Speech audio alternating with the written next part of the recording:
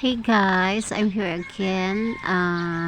Mag-start naman tayong mag-upload ng ating video. So yun guys, ito yung ganap namin sa probinsya sa Bantayan Island, Cebu.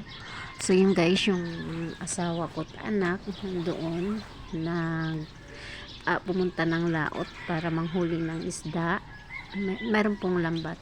And then ito naman ako tuwing umaga na-assign din ako sa baka. Meron kaming baka niya, baboy. So guys, ito yung aming house, no? So mga baga amakan pa. So medyo bulok na siya pero pwede pa naman mapagtiyagaan, no? Yan, meron na yung mga butas-butas yung aming pader, no, na amakan.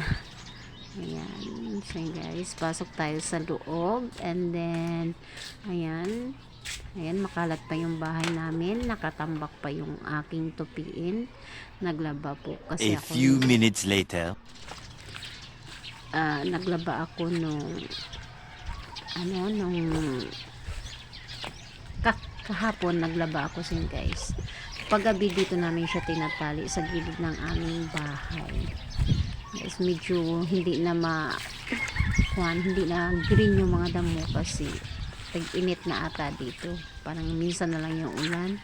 Saka sa halos lahat dito mayroong baka, kambing. So, medyo hindi na maganda yung Kasi dito ko na lang muna siya itali sa gilid ng aming bahay kasi medyo green pa yung mga damo.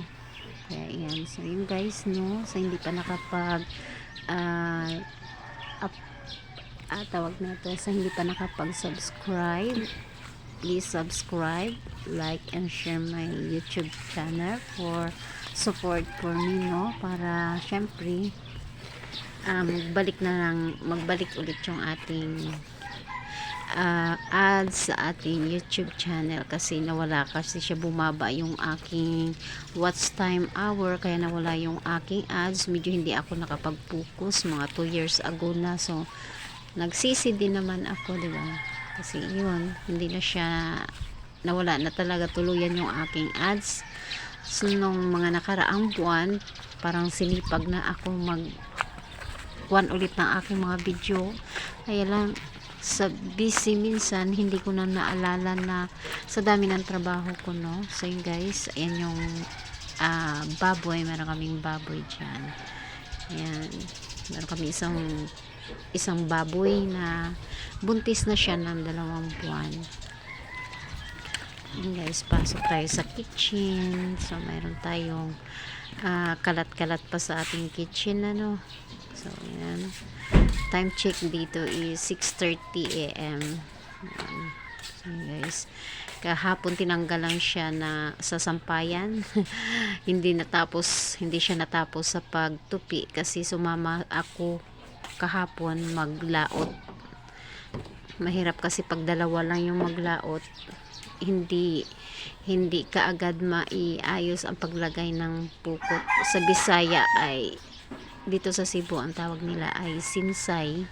So yun guys, kailangan 3 paggabi para pag madaling araw na magpalaot sila ulit, mayroon, hindi na sila mag-ayos ng lambat, diretso na sila palaot.